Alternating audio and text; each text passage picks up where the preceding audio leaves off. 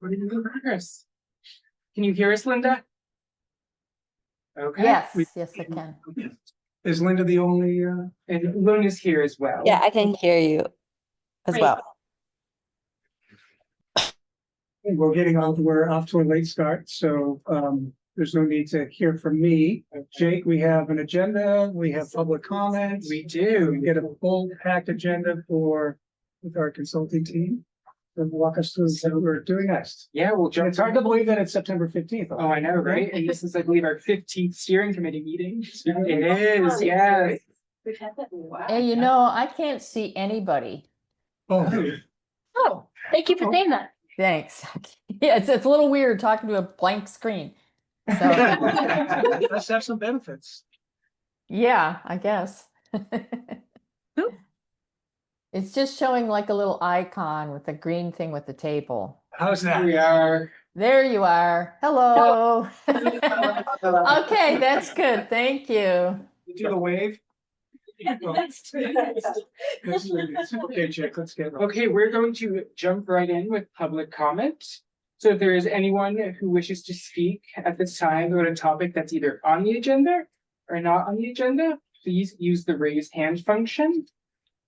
You will have a maximum of 3 minutes to speak, and I will be the timekeeper. So if anyone wishes to speak at this time, please raise your hand. We only have committee members Okay, fantastic. Thank you, Chestnut Hill. and staff and wonderful consultants. Okay, and with that, are you comfortable closing public comment, Paul? Yes, Jake. Okay, great. Back on schedule, Yeah. just like that. We have no meeting minutes to review, so I am going to hand it off to the agency team, led by Jill and Bree, and with support from Anchal, who is a new addition to the team.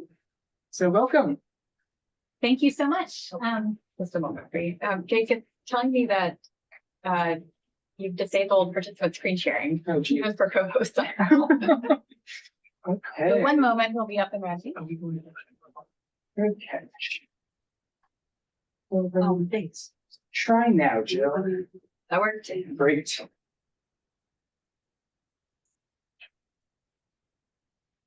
Great. So here we are at our 15th steering committee meeting on September 15th.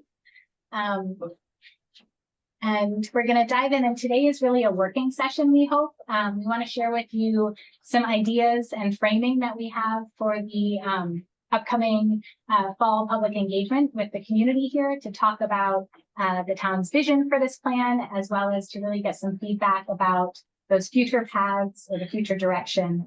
And I'll show you a few different ways that we might do that. So today, you won't see things that are final or cooked, but hopefully a really good discussion about an approach. And you can guide us to complete the work and then to really have a meaningful and productive conversation with the community in a short amount of time. So the key questions we want you to consider today as we take a look at these different ideas are how should the engagement process ask the community to weigh in on your work on the future paths? Should we be like, this was really raised in the last steering committee conversation. Should we be looking at kind of packaged options? Is that a helpful way for people to find their way in? Those different kind of choices that we looked at together, or sort of mix and match strategies and really get people to look at and evaluate each of the attributes independently and kind of put together their own option. We'd also love to understand what are some productive ways to engage the community in a conversation about the trade-offs of their choices. What does it mean to add more housing or jobs, and what are the benefits or challenges and items to be considered for the plan? So keep those in mind as we show you some of these different proposals for how we have that conversation. First, we wanted to reflect on the fall 2024 engagement.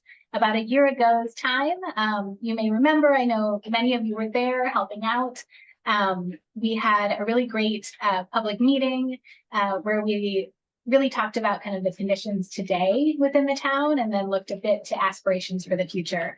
So a lot of table setting around kind of what it's like in the town of Brookline today, and then a little bit of conversation about the future. So that really informed a lot of the work that you all have been working on, and us alongside you, to define the topics, and then also to draft a series of vision statements that we're going to come back to at this public meeting, share with the community and get feedback on. Also at the upcoming engagement, we'll be having a conversation about those future paths so that we can really drill down in the next steps to define the goals, objectives, actions, and future land use management. So you all previously defined a really good framework for the process, and this next step is going to let us really get into the future and the future strategies. You'll remember that when we were together last time, we looked at those 3 different future paths. It was actually 3 or 4, depending on how you slice it, 2 different versions of complete neighborhoods. We had a really robust conversation, and I think a few of the pieces of guidance that you gave us was that as we go to the community, it's important to not just have aspirations, but to also ground it in capacity, infrastructure, and some of the trade-offs of decisions.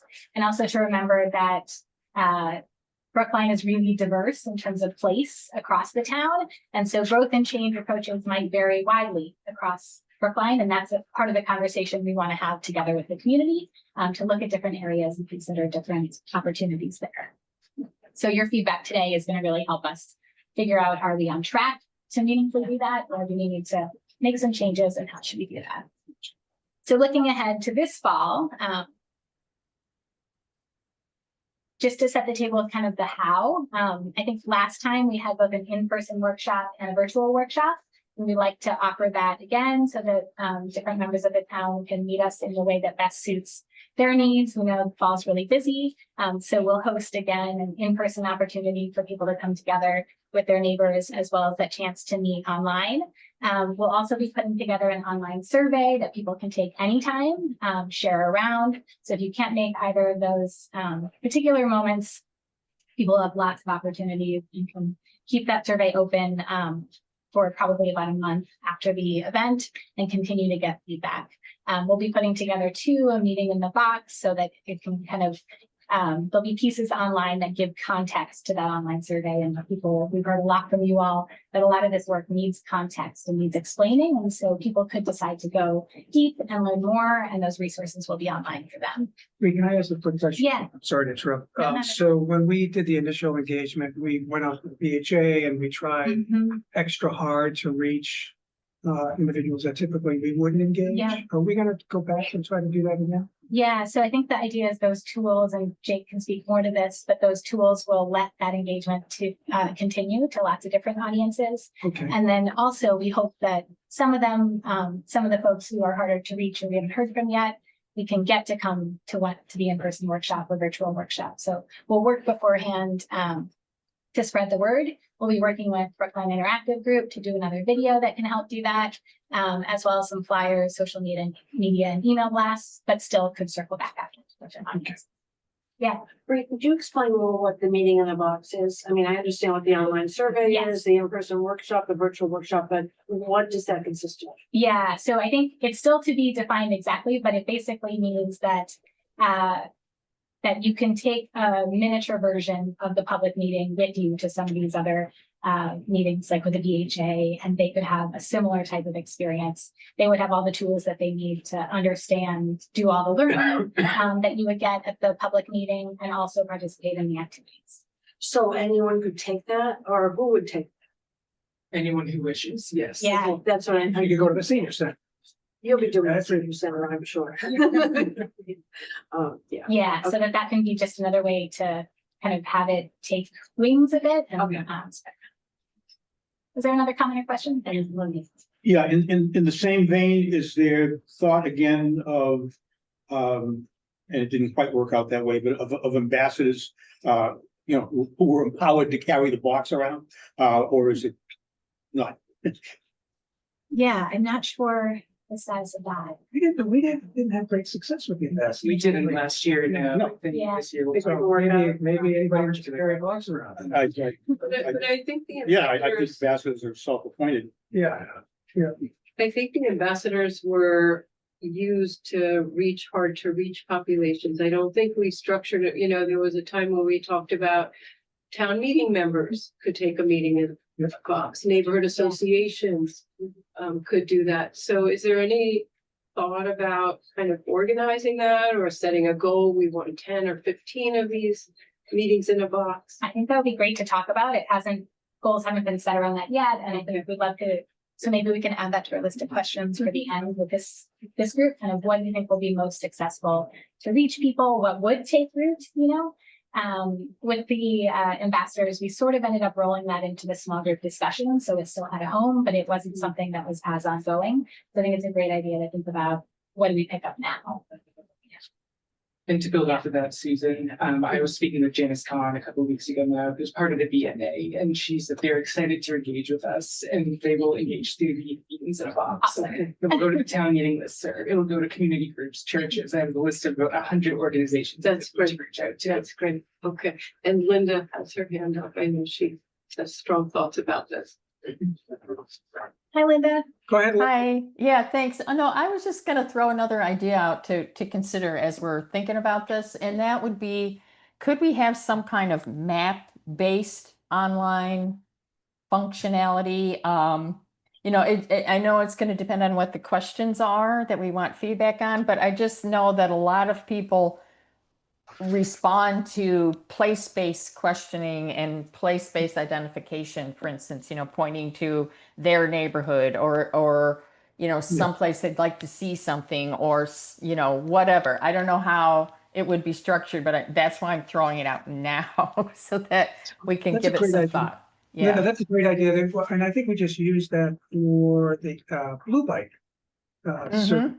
we recently did where you could pick a location and prioritize where you want to see Blue Bike stations.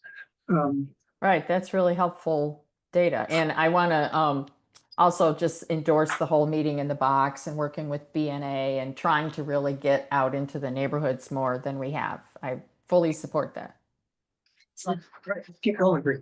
Sorry, Oh, sorry, I was yeah, going to, I'm going to bring back, I think something that I maybe was proposing it some months ago. It's like, would we also consider, putting up some kind of stations in locations which people frequent, like, for example, libraries, or maybe like some centers or something that won't necessarily have, maybe it won't have like the whole depth, all of the question, but maybe a subset of questions where, and again, like we can leave there things for people to vote or leave comments and so on. Yeah. Just again, so that and it's just to get more feedback. Yes. Yeah, definitely. That's in the works. Great. Well, excellent. So I think it sounds like there's a lot of support for the ideas that are up there, and we'll be, and especially the meeting in the box. So we'll be working to refine exactly how that will work. Tonight, as we look ahead to this fall engagement, there's really 3 key questions on our mind that we'd like to pose to the community. And these we want to kind of confirm with you. The first is, what shared vision best represents your goals for Brookline? So you all developed and kind of upvoted about 4 visions that we have been carrying around as kind of 4 options for the future. So this is our chance to put that in front of the community, get their feedback, and get some refinements there. So that's one core part. And we think it's also really important that that vision is thought of alongside these future paths, right? Because they should be helping to realize your shared town vision. The second question is, what general approach to growth and change should this plan guide for the town?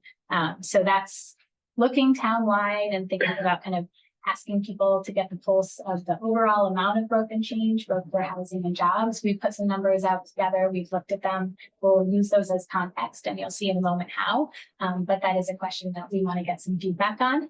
And the third then is getting into the details. So what strategies would be a priority to different people in different areas of town? So thinking again back to different areas might experience different types of evolution in the future. They have different needs today.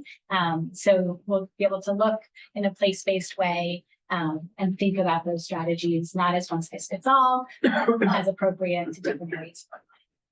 So those are the 3 kind of questions that this approach is meant to let people dig into and give you.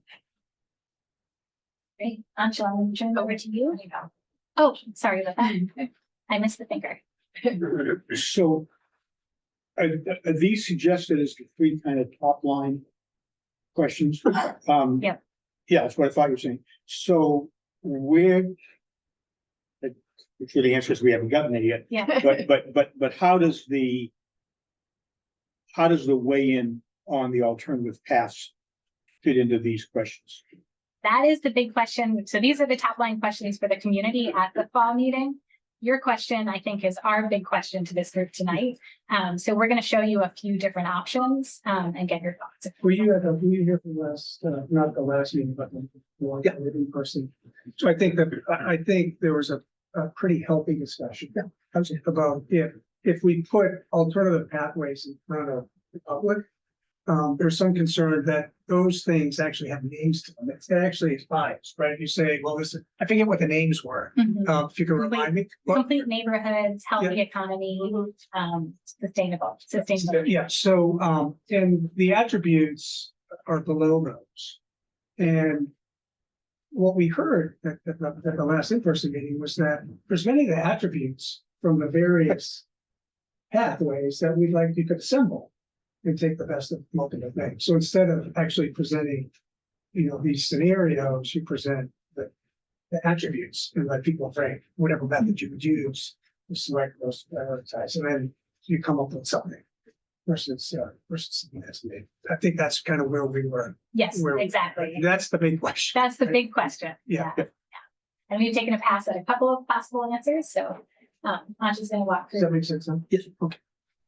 Yeah, and I think we've kind of alluding to the how we get input on these three questions. And so again, we've put some ideas on paper just to get your reactions, but as Bree mentioned, this is very much work in progress. So we want to kind of shape this with you. So if we think kind of at a high level, we're thinking about 3 stations to engage people. First, welcome and overview. So this is really where we have people kind of get an introduction to the planning process. Again, if they have, if they've already engaged or introduce them if they haven't engaged. Importantly, the second station is about learning about the key choices and considerations. So I think as a lot of you have said already, thinking about the future path is a little bit more complicated about thinking about how Brookline is today. And so we do really want to educate people about the considerations, trade-offs and opportunities as we ask them to make decisions. And then the third station is really about decision-making and sharing that vision and ideas for Brookline's future. So this is the activity-based station. So we'll step through in a little bit more detail how we envision each of these stations to play out. What we've illustrated on the slides is the in-person engagement, the activity, but this would then translate into a survey and into an online workshop as well, and then into a meeting in a box once we kind of land the core pieces of the approach. So if we think about how we orient people, hopefully these are pretty familiar from the last engagement. We'll do a bit of asking people where they are, what they care about, some of the demographic questions, then introduce a comprehensive planning process, recap what we've learned from past engagement, just to remind people that we have heard and integrated some of the goals and themes that they have shared already, and then orient people around the purpose of the workshop and kind of give them the logistics of how to engage. Can I make one quick comment? I wouldn't assume that people remember why we're doing a comprehensive plan, and also assume that there'll be a lot of people that that have no idea because they didn't attend the first time. So there's probably a little bit of why do we need a comprehensive plan? What does it mean to me? Yeah, the 101. Yeah. Oh, sorry, Betsy, go ahead. I'm just a little, just backtracking a little bit. We've had a lot of presentations from different, departments in town, from, senior center, from public works, from sustainability, from public health, a huge amount, and all of them have plans going forward. In the future. And so how do we harness all that and make sure that it's integrated with what we're talking about? Otherwise, we're just going to be talking about it in thin air and all those things are going ahead. Yeah. And like, how do we manage that? Great question. That's a sort of ongoing but really important part of the planning process. So we started out at the beginning with a lot of interviews, similar to the way you've been receiving information. We as a consultant team did that too and recorded that, and that was kind of the foundation of a lot of the early existing conditions analysis. We know things are constantly getting updated, and so those conversations have continued. Jake and Kara have been doing kind of really focused conversations about capacity that's been feeding in. You know that Parks and Open Space Plan was recently released, and so as new information comes out too, we'll be integrating that. But yes, you're right. And I think especially at the next phase where we get into the strategies and the recommendations, many of those plans have really good ideas within them. And so we want to integrate in the specific. So on the, the engagement summary to date, I think it would be really helpful. I mean, one big piece of the engagement before was the, the survey and the work, like everything that we've done last fall and the results of that, right? So we don't want this to be, kind of a repetition, right? We want people to know what happened, Right. and we haven't really publicized, the outcomes. Yeah. So I think it would be helpful to cover those in details. And I think ideally, I would love us to actually show the quantitative data, not just the qualitative summary. But because we have very rich data we've analyzed and we have some quantitative metrics from there to actually expose people to it. And that will be, very helpful start. Yeah, it's a great point. And I think, we're calling these 3 discrete stations that kind of welcome, learn, and share. But as we develop the materials, it may be that some of those data points really support why a strategy is on the table or something. So we can use them also to reinforce what people are thinking about. And I know for you guys will do this, but when this material is put on boards or whatever way it is, it needs to be just very clear, plain English, Right. Well, we heard from you. You told us that you want X, that you want Y. Just very, very simple statements, and maybe behind it is some of the data, but it needs to be very clear and concise. And I think that's a good segue into the next station, which is really about learning. And so you'll see in the next few pages, we have some examples about how we want to present that data. And that's really one area we want to get input from you on. So to take you through the overall plan for this section or the station, we want to start by orienting people around the current path. And so that's really where the plan will go today. You saw some of this in the last steering committee meeting. And the next part of that story is then, what do some alternative futures look like? So this is where we would start to introduce the 3 future paths that we talked about last time. First, largely as examples of what alternatives could look like and why alternatives are important. As we talked about how we frame the alternatives, one suggestion here was to say, this is the current path. This is some of the benefits and some of the challenges. We can make deliberate choices, and particularly policy choices, to shape Brookline's future in an alternative way. And so that's how we would frame the 3 future paths. And then we would start to highlight some of the considerations in choosing those future paths. So that the third board is really some of the key questions that this steering committee has grappled with. So we want to surface them for the community and almost take them on the same journey that you've been on in thinking about the future. And so some of those questions would look like, how many new homes and jobs? How should growth and change be distributed? So this is that spatial question, and then the benefits and trade-offs of those choices. And then finally, we dig a bit deeper into discrete strategies. So for example, different housing strategies, different open space strategies, and start to capture more specific trade-offs, benefits, and complementary strategies. So that just hopefully helps orient you around what information we're sharing. In terms of the how, again, because we realize people will be consuming this information in different ways, and we do want to make sure it's accessible.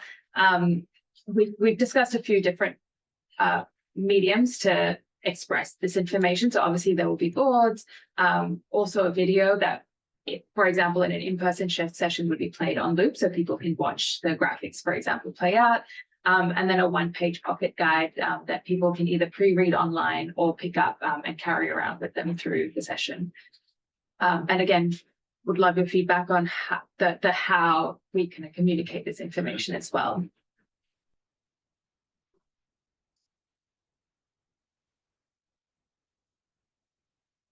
Let's talk about this. Can we talk about this for a minute? Sure. Because I think everybody attended the in-person workshop that we had as part of the kickoff.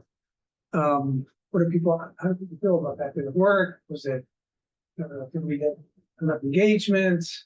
I know we also had a follow-on survey that I think we got some reasonable amount of feedback. We always want more. Yeah. What worked? What would you change? I thought that, I look at it two ways. I thought one very successful, one so-so. The very successful was for the people who came and the way the actual thing went and the interaction and what we heard from people and what they learned and we learned and all that. I thought was great. I think the deficiency is what it always is, that when you have an event that's, about a public policy issue and, and requires some commitment and effort to go, you get who you usually get. Right. And, I don't mean that in a stereotypic sense. I mean, there were people there, that at least I don't normally see, but broadly speaking, broadly speaking, it was people you normally see, and, there's no, I don't know if there's any way around that, and, by all means, they ought to keep coming, but, how to. How to get outside of the Brookline.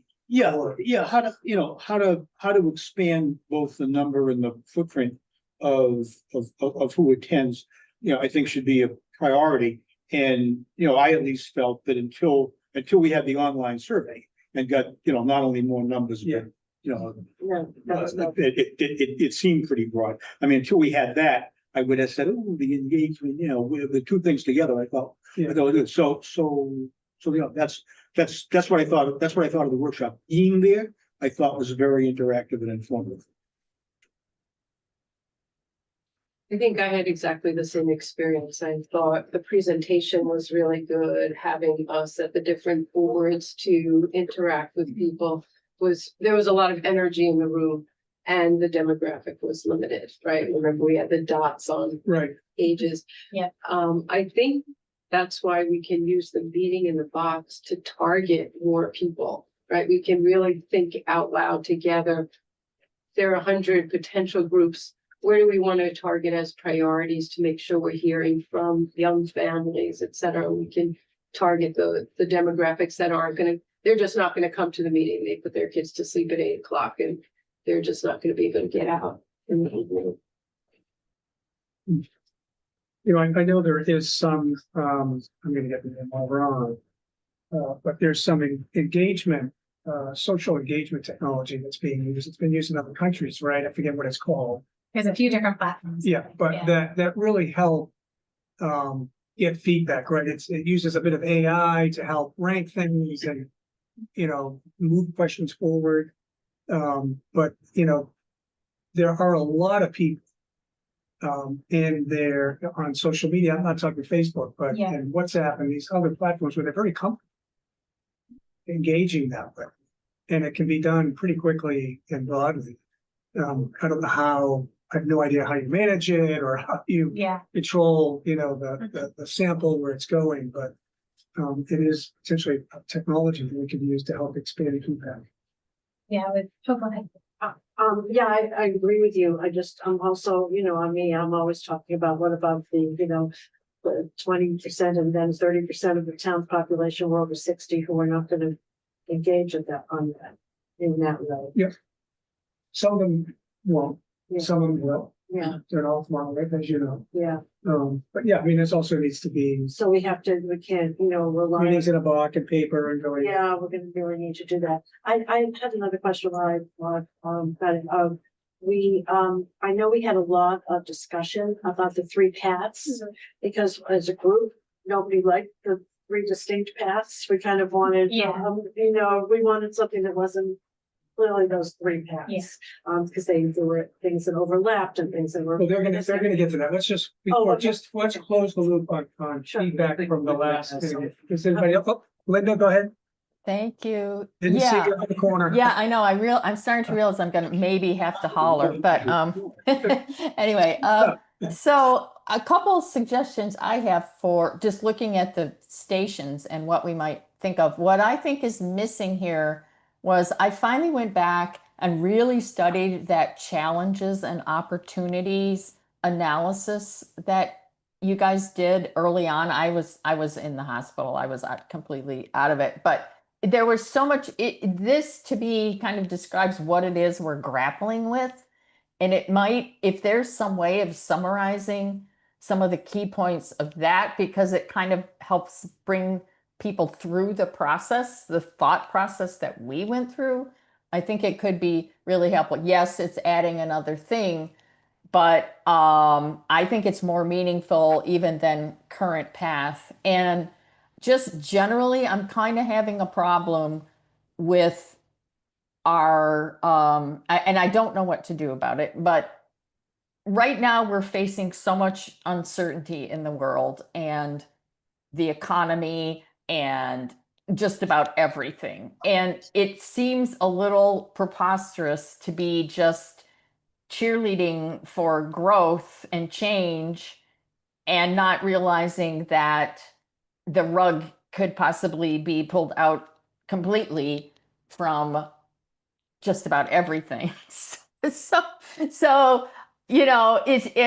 and I think what we got, the kind of feedback that we got at the event, it was kind of easy to answer these questions because no one had to confront the trade-offs or how to prioritize. So one thing I would like to see us do when we get to the end of this and you have it about the strategy, deep dives, is making people choose priorities instead of choosing it all.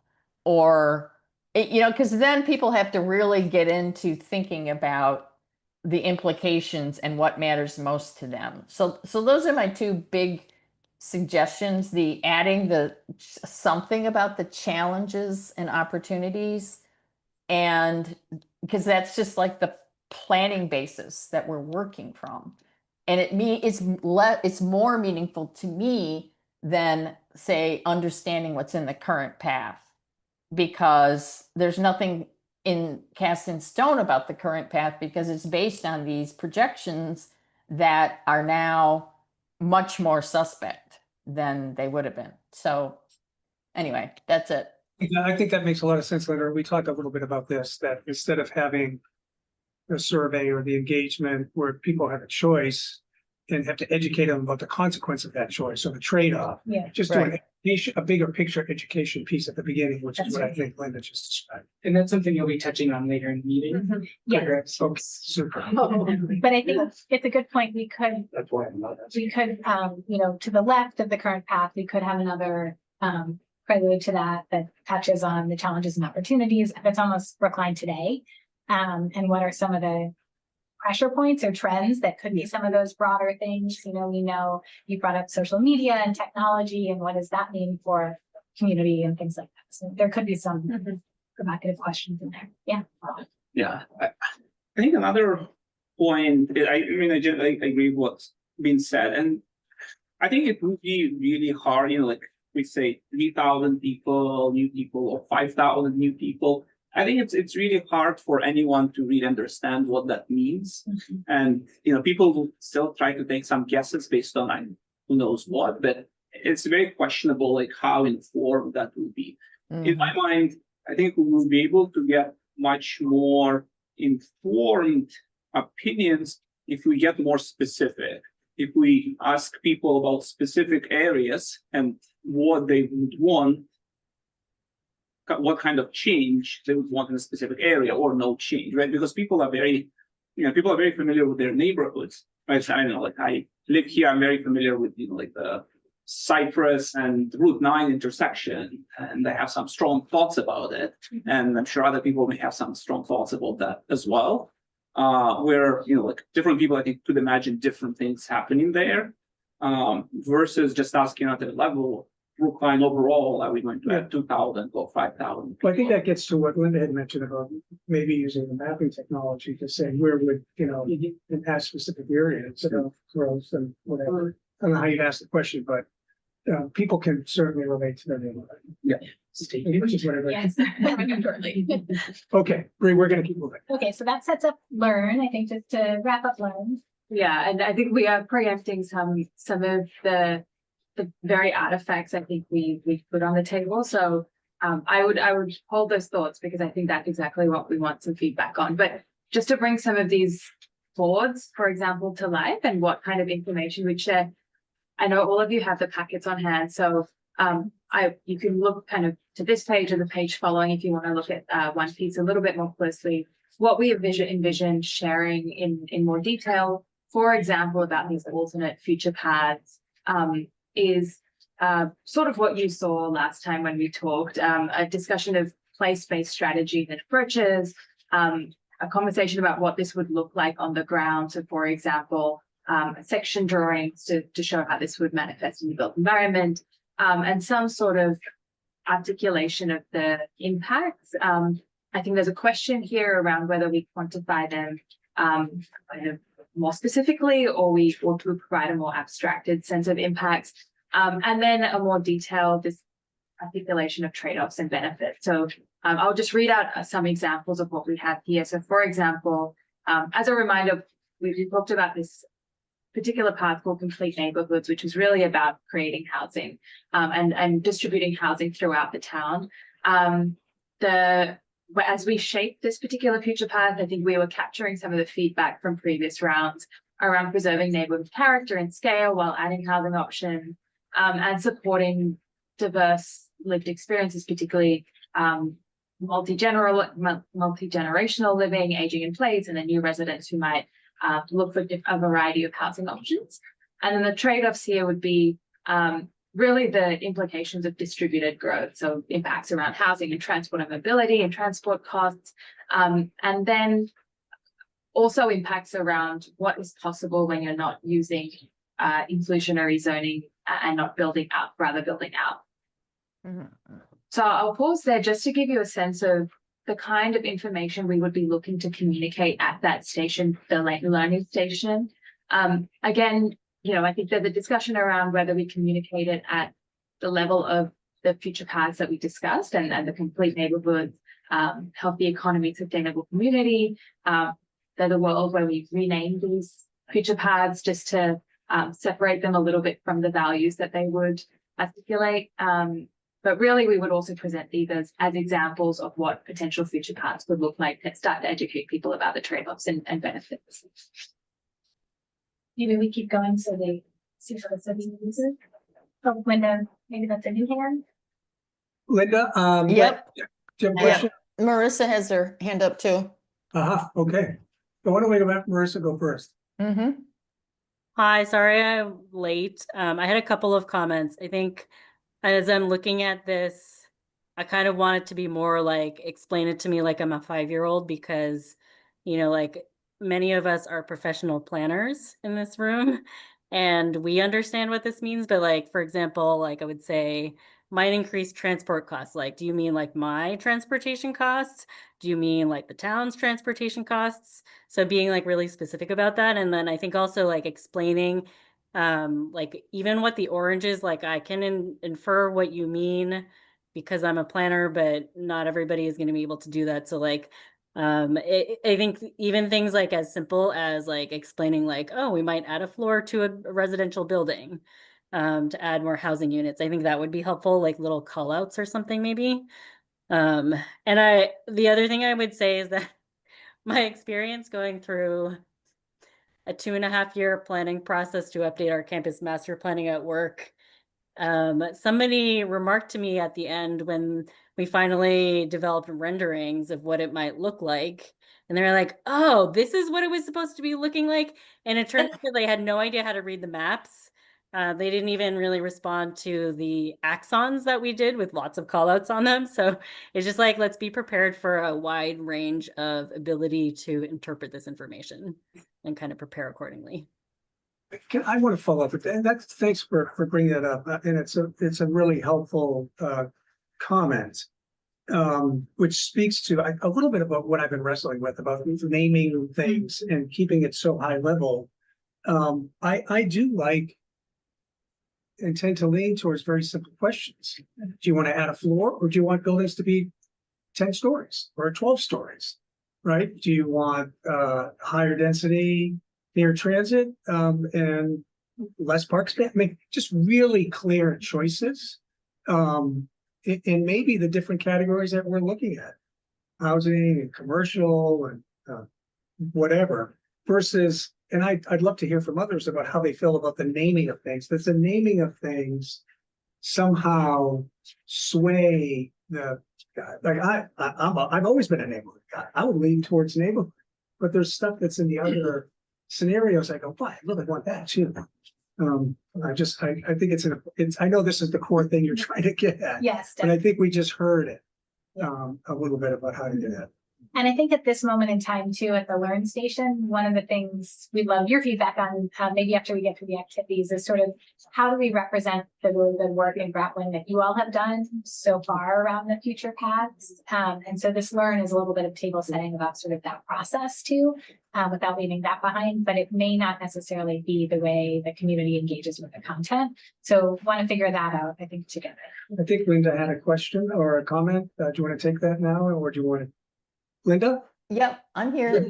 So I'm thinking about, Maxim's point about how do people envision what it means to have 5,000 new residents? And I don't think this gets at that at all. I mean, I would start with how many parcels have to change? What might that change look like? And just in quantity or impacts, I just don't think we're really wrestling with that at all. I mean, you have some options, but what if they all happened? All of these things on this map, what if they all happened? And what is that going to look and feel like to residents of the town? I don't actually, I disagree with what, that this is preserving neighborhood character. And it doesn't say anything about, potential for demolitions, and these are things that people really care about. And it's really easy to say, oh, sure, let's just add 5,000 more people. And this is not getting at the sequence of events that would have to happen for this to actually be true. And I just, Carol wanted us to talk about what's financially feasible, and we would have to understand that to know what's even possible. And we haven't done any of that. So I just think we need, back to everybody's, 4 or 5-year-old, Paul's point about the simple questions, my point about forcing people to make choices and priorities. I think it all has to be in here, or we're really, and less efficient for transport. Use regular English, like call it sprawl or something, and increases driving or something just really in their face that is unmistakable, because otherwise that's going to just go and it's just going to fly way over their head. Maybe not sprawl. That's a little Well, bit but that is kind of the difference between, concentrating rather than spreading out. And we're trying to get at that question, but you know what I mean? Yes, and I think Bree and team for what we're saying. Yeah, that makes sense. Okay. Yeah. And I All right. think it's a really good foundation to dive into some potential questions. I think we've been starting to talk about some ways we might evolve these, but just wanted to share a starting point. So we talked about these 3 high-level questions we hope to get community feedback on in the fall, and we'll kind of talk through what activities we think might work for each of these. So we'll step through those 3 right now. So in the vision statement, we really want to build on all the great work that you all did as a group. And so the idea here is to get really targeted feedback about which vision statement resonates most with each person. So each of those little sticky dots is sort of traffic light. Do people think it's strong, or they don't feel like that one resonates as much, or they're somewhere in between? And then we'd have an open-ended area where community members can write what 3 words from the vision statement most resonate with them. So between understanding which of the vision statements are appealing most, and then understanding those 3 words, we'll be able to put those pieces together and get to a final vision statement for the process. Jill, do you think that the vision statements are different enough that people could choose? That is a good question. Well, I couldn't hear you. I was just asked, are the vision statements different enough that people could choose? Back in the winter, we did discuss coming back and refining them further, once we received input from the public, so that might be. That could be a great thing to get eyes on again, I think. I think there's some differences in tone, which is interesting, and kind of like style in them that is a nice thing. Substance? To see. But Maybe not so much. Yes, they do. Yes, I think that's fair. And, that's part of the kind of pulling out the 3 words from the vision statement that rise to the top, and see if people have priorities and what those are. And maybe the vision statements could be refined to really highlight them. But great point. It could be a chance to look at them afresh once more before Maybe you only want to put a fewer number in front of people. Yeah, I think, because it's a lot to read. Yeah. Yeah. It's a lot of words. So we really want to just reduce that, so. Yeah, that is the actual number of words. Yeah.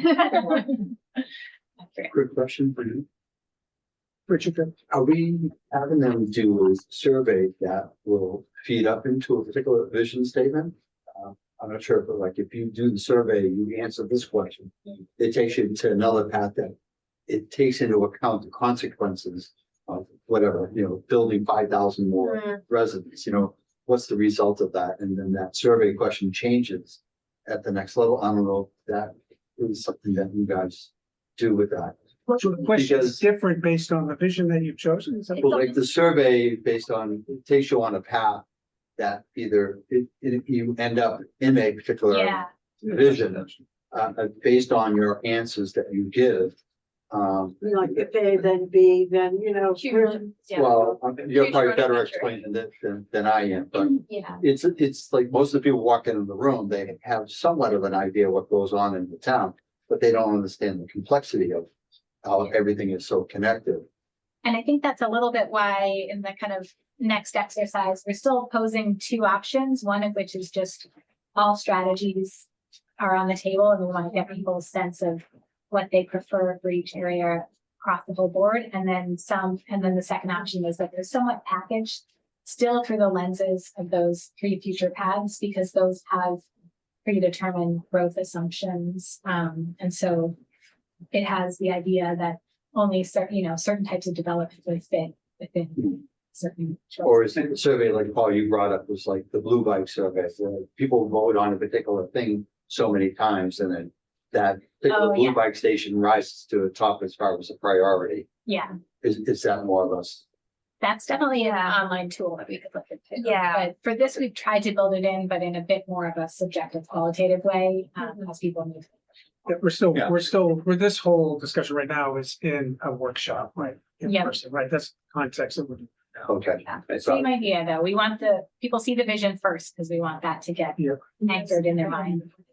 Oh, who has a hand up? Sorry. Or is that? I do. I had a couple of comments. I'm sorry, I have a lot of opinions tonight. Can we explain to people why the vision statement is important?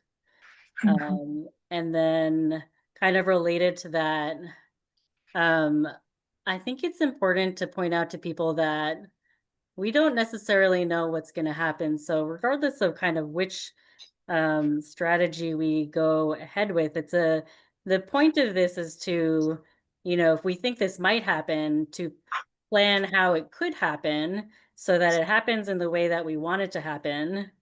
But that it may also not happen, or may not happen as fast as we think it would happen. So it's really like like if this much growth happens, this is how we would want it to happen, kind of thing. Yeah, Thanks. that's. Yeah. So it may be a little bit, we should say, I think actually there's a standard research technique that kind of addresses, I think what you described is called discrete choice. Basically, discrete choice is where you come up with a number, let's say for Brook, like we come up with a number of attributes, let's say number of new residents, number of new jobs, increased traffic, taxes, and then different people will see different combinations of these attributes, and they will have a choice between two different combinations, and they will select which one they prefer. And then basically there's a statistical model that one can build in order to then figure out which attributes are most. So I'm not sure if that's something that, but it's a pretty.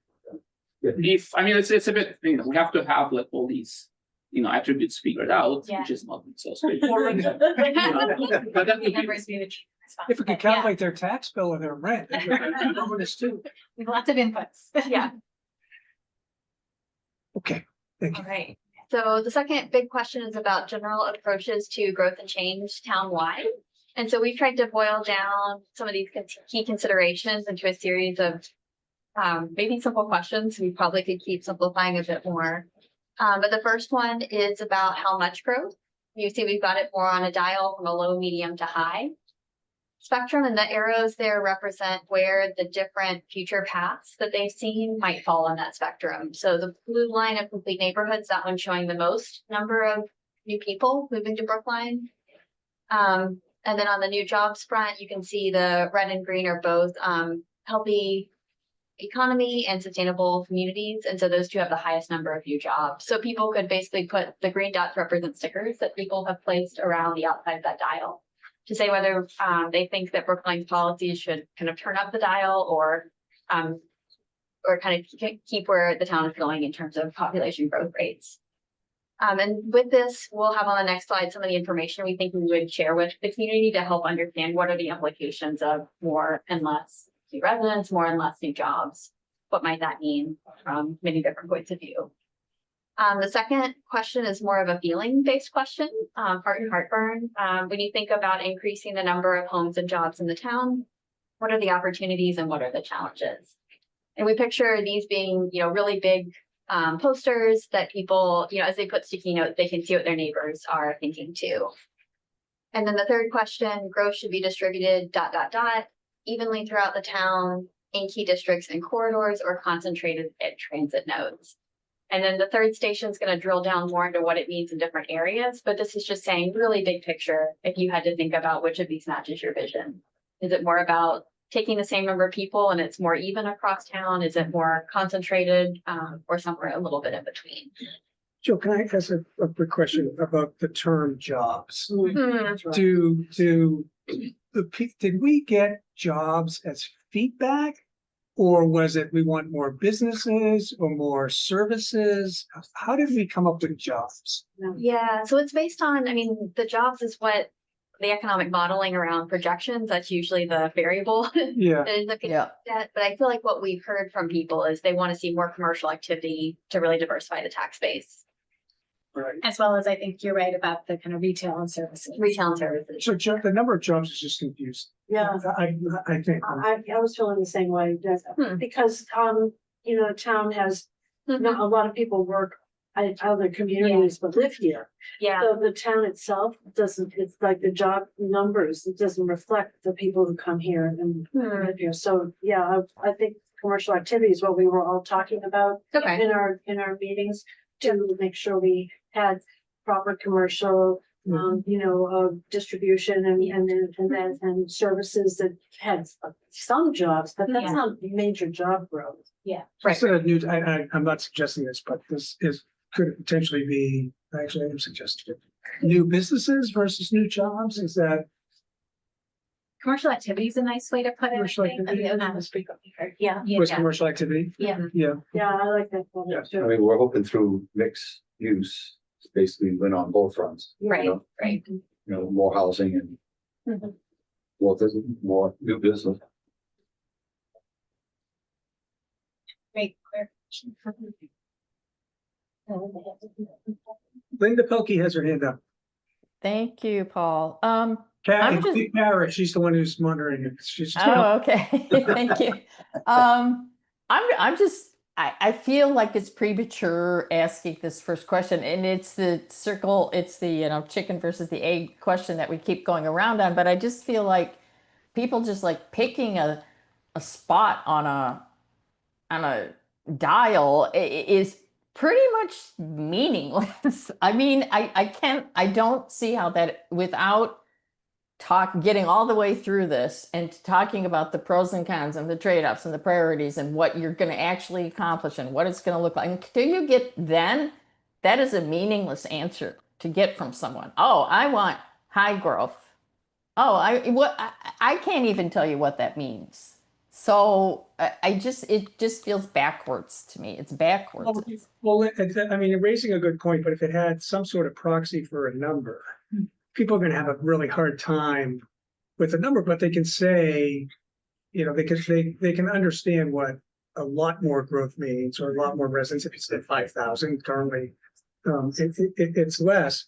My worry is that we're going to get a split. Like it won't be very clear, right? And that Well, I feel like if it had a big giant asterisk on it and we said if half of the buildings in Brookline are different than they are today, then you're gonna get this. And then somebody's gonna understand what that means to the town to want that amount of change. But just picking it out of the air, like they're gonna be like airdropped into somebody else's neighborhood and it won't affect me at all. And that's clearly not true. So and the thing about the jobs, I think the one thing that, and I don't know how real it is, but I think the one thing that's getting missed there is there are ways that the town can do things to make economic business opportunities in town for people who live here or to get a job in Brookline because you live here. I mean, so I think it's not completely meaningless to talk about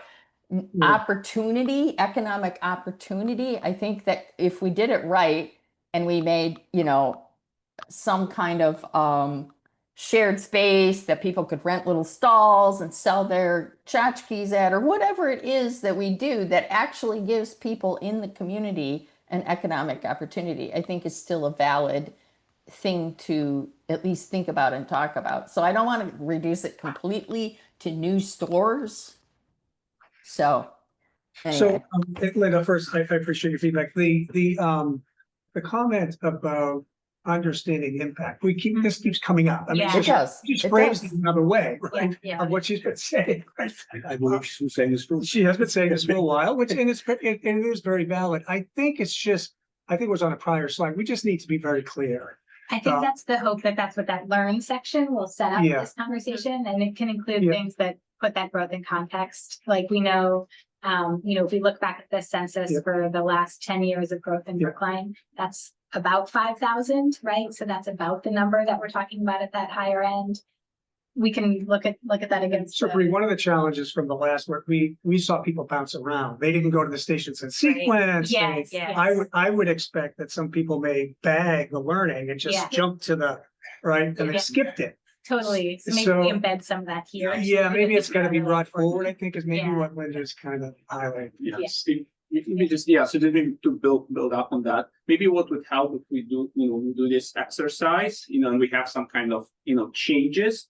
We also, that we link these changes to something that's happening either in Brookline or neighboring communities that people will be able to relate to. Yes. Right, so for example, like this, this change of X is something that Brookline has seen over the past 10 years. So people have a general idea at least of what has been happening. And then this change is something that, let's say, Somerville has seen over the past Yeah. X years, or some other The community. Fenway, the Fenway. Think about how the Fenway is transformed. Yeah. So some other communities that people Yeah, very relatable. as points of reference. That'd be helpful. And Marissa's had her hand up for a while. Okay, we'll go back to her. Okay, thank you. So just something that you just said was something I didn't understand from that. So 5,000 residents over what time frame, right? So I think that's an important piece of information. I also am feeling strongly about how do you understand the impact?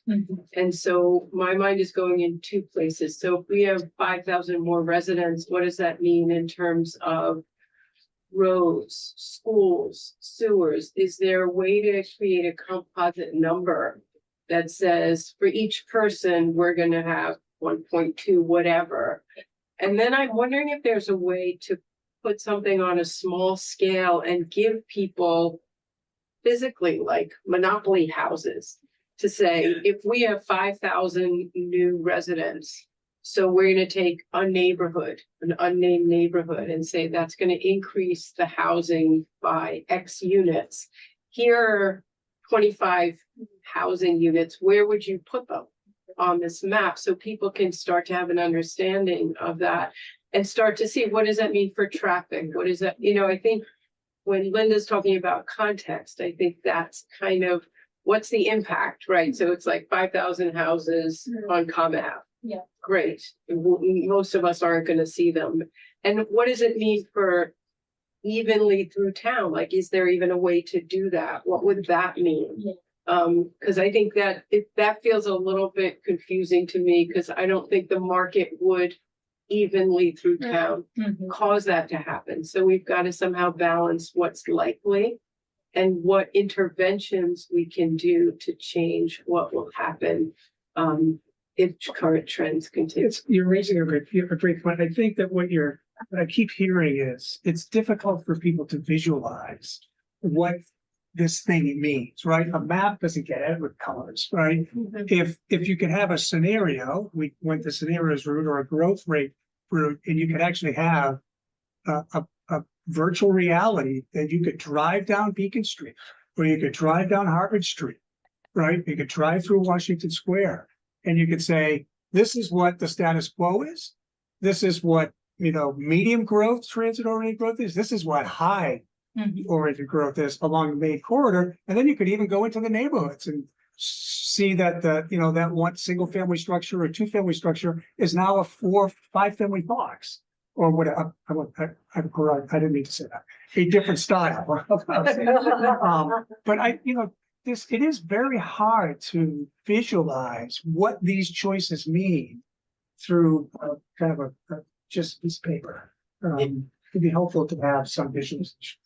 But I know there's a question on screen. Go ahead. Marissa, I think. are you all set? Okay, yeah, no, again, like two things. I think relative to the growth, where growth shows up in this kind of sequence of stations, I think, it's at the beginning, right? Because it's like we had to make some assumptions in order to even understand what the impacts could be.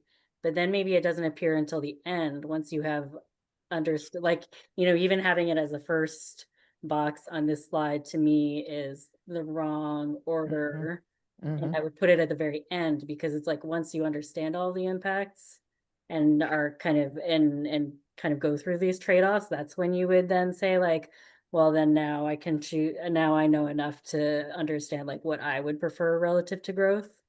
The other thing that I would say is that I feel like sometimes I wonder if and maybe I'm just being paranoid, but growth can be a polarizing word. And Jill knows this well from the work that we have done together, that when we updated our master plan on campus at work, we took great pains to avoid the G word at all costs, mostly because our neighbors were very sensitive to it, to the university growing.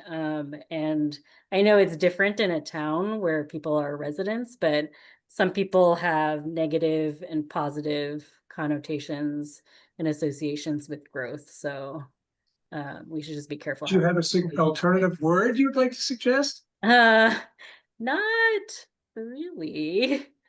I'm forgetting exactly what words we used. I think it was, like things like increased enrollment, but also our chancellor was going all around, the public and talking about how Berkeley was a no growth campus, which was like not 100% true, but kind of true. We desired to be a no growth campus, except we're at the mercy of the regents of the legislature to make us enroll. Right. Well, maybe think about the word. Al, did you? Yeah, and then we're going to keep going. So Okay. a Couple thoughts on what we've been talking about in the last few months. I think we should have clear-eyed expectations of what it is we're asking people, so at what level of understanding we're asking people to weigh in. And I don't think we're realistically asking, most of the several hundred people we hope will come to this to be planners in the sense of, figuring out impacts or figuring out in a quantitative sense how something will look. I think we're asking people, if we have a format like this, I think we're asking people, at a pretty high level. Direction. Yeah. And direction on some different dimensions. Yeah, we're asking people, do you want to see relatively more or relatively less additional growth over a period of time? And any number sounds big if they think it's happening, next week. You want to see relatively more or less growth over this time horizon. And we're also asking them, what do you think, broadly speaking, where do you think it ought to go? And I think that juxtaposition that, you know, whether you want relatively more or relatively less or something in between, you're immediately asking them to also think about, again, not in a technical way, you know, I mean, most of us ask this, you know, let alone most of the folks in the outreach. But when you ask them, do you think it should be mostly spread across the town or mostly in, you know, either geographic areas or mostly concentrated around traffic nodes, I mean, the transit nodes? Like, you know, you're asking them to think at a high level, which I think is good, about, it's not just how much growth do I think there ought to be? It's, I don't immediately have to assume that if there's, you know, more new housing rather than less, it's all happening in my single family neighborhood. You know, I'm also being asked, well, okay, you know, whether it's a little more or a lot, what do I think about it? Well, I think it's a good combination. Yeah. And you can't ask people to parse it much more precisely than that. And that's why, you know, there's multiple next steps after that, right? There's more detail. We have to come up with a execution plan, which is gonna probably say, you need some more community engagement in these specific areas, right? Remember that any zoning reform that comes forward has to go through town meeting. So the community then has significant engagement through town meeting to get it approved. So there's a lot of work to do after this committee creates a plan that is directional on multiple dimensions. Educating the community on what that direction on dimension means with respect to trade-offs, which is what Linda keeps raising. Yeah. You know, we can accomplish that we've accomplished a lot. You know, we're not gonna get down to zone. Okay. Sorry. Yes, Just I want to mention, somebody said like talking about the growth rate, and I would be wary of using that 2020 census number. Just because we know, you know, we kind of bypassed it in our projections because we knew it was not right. And so I wouldn't base the statistics on that. Right, we can do that. Yeah. I agree. all right, let's keep going. Okay, so keeping rolling. So this is an example of the kinds of information that we would share to go with those high level questions. So to help people understand what is distributed across town, what does that mean? What does in districts and corridors start to look like, and what might the difference be compared to concentrated in transit nodes? So we could talk about, you know, what are some of the trade-offs, what are some of the challenges of each of these, and what supporting actions might be needed to help each one work well. And I think just to say, none of the slides you're seeing tonight are what these things will look like. These are just sort of the framework, almost like an outline, that'll get filled in. That you all are familiar with these visuals as a way to get. Yeah, like people in South Brookline, they see Pottaham Circle and they see the high rises and everything. They're gonna probably freak a little. Say yes, Yeah. bring more. You know, Yeah. or if we say, you know, increase bike infrastructure, you know, maybe a step back from that is saying it's roadway safety or Vision Zero mission goals. And, you know, basically making our roadway safety will allow us to build bike infrastructure, but it brings safety to the roadway for us. Is there a conflict between the in-district corridors versus the transit concentration? I mean, I'm having a hard time. I think they're different. So, but the corridor thing is kind of like Harvard Street, right? Right. It would include places like Harvard Street. Yeah. So it might be near transit, but it might not. Exactly. Correct. Well, Okay, I mean, in North Brookline, everything's there, is pretty much near transit, isn't it? but it's not concentrated at transit nodes. Right. That's like the in-between one, right? It's like kind of distributed and kind of concentrated. Right. Exactly. Yeah, maybe some of that language could get more precise. I'm just curious, do we think that any neighborhood is gonna say, yes, let's have 6-story buildings? They might, I mean, we have to find out. Something That's, Yeah, I guess the question is, are we asking people about their own neighborhoods? Or are we asking people about other people's neighborhoods? I think in my mind, like I was just thinking, like, I think in my mind that ideally the design, like in this survey, there will be like, let's say, we'll ask where people, which neighborhood people are from, right? And then we'll ask them to, let's say, select 5 points on the map and then provide some feedback as to, like what they would prioritize for those, locations. They will, I'm sure, choose something that's nearby, but they may also choose something that further away they may have gone. Where they see opportunity. And then since we have information of where, where the people are from, so we'll be able to see if there are similarities or differences between people. I would suspect that nearby. many people would choose other neighborhoods for change, but what, there's a way to get at this without being so neighborhood centric, right? You could say off of the main corridors like Harvard Street, and within the neighborhoods, would you like to see 2, 4, 6, or 8-story buildings? Right? It's what they say. They may say, don't touch it. They may say, I'd love to see 4 or 5 stories. Within neighborhoods, would you like to see opportunities for, single families to be converted into multifamilies without destroying the building? You might get some interesting feedback. I mean, I think without me venturing an opinion, I think we have to ask very specific questions so that we can get at this. Otherwise, it's going to be a bunch of dots. Everybody's going to pick that, the growth needs to happen over in South Brookline, or this growth has to happen in a neighborhood that's separate from mine, other than the true evangelist for increased housing, might say, right in my neighborhood. Right, First to second. right, and I know Ellison. Every neighborhood is experiencing these growth patterns already. What's that? There's a lot of change going on in Brookline right now, where neighborhoods are experiencing. They're experiencing change, but they're not experiencing expansion.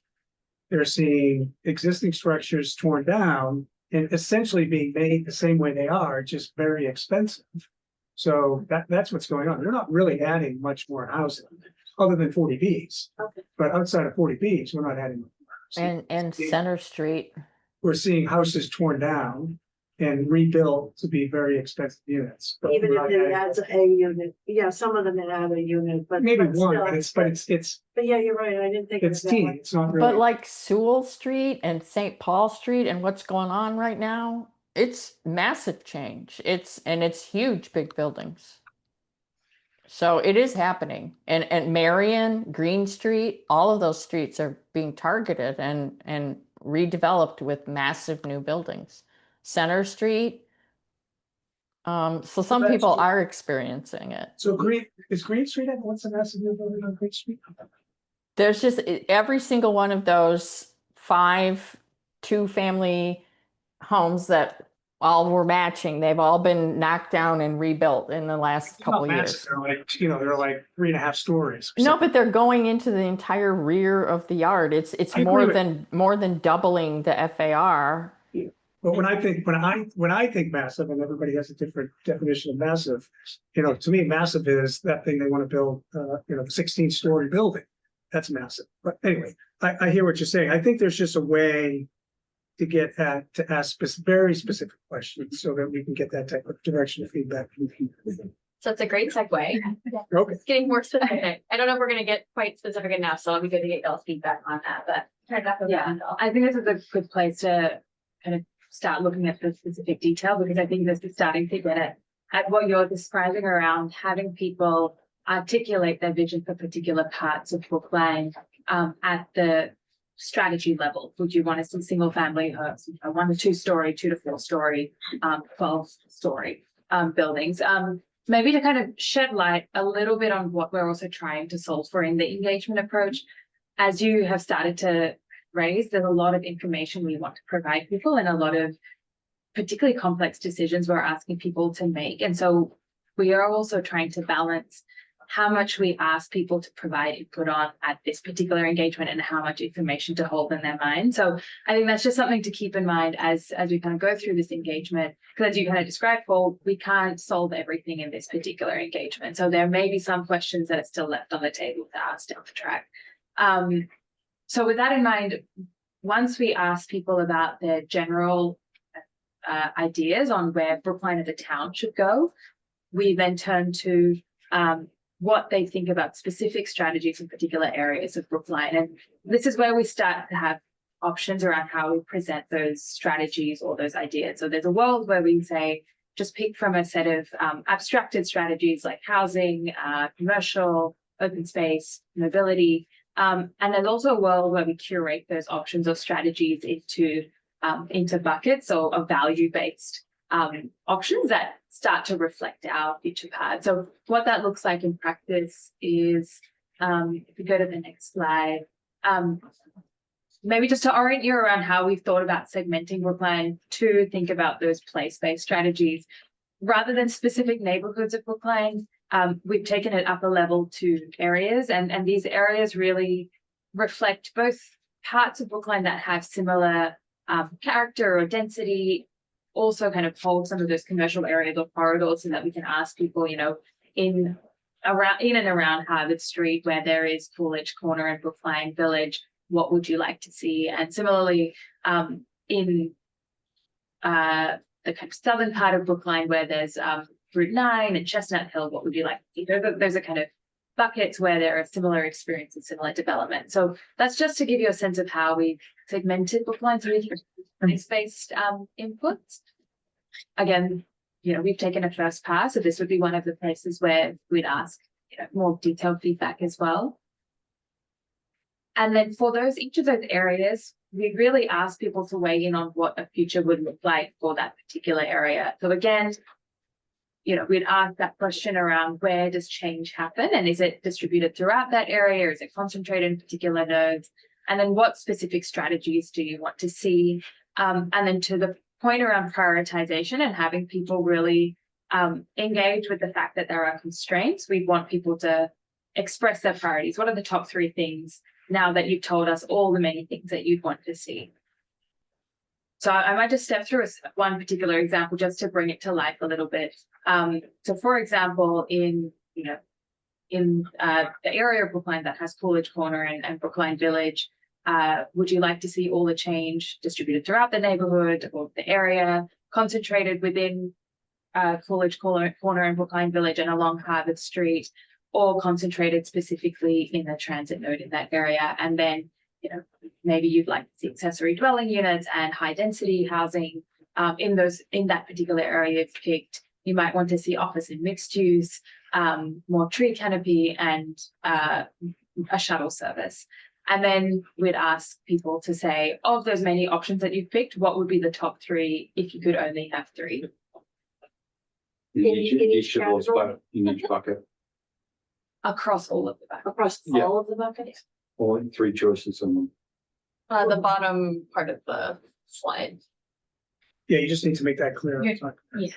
They could pick many more above with the kind of bullets in that long list, tell us as many as they're interested in.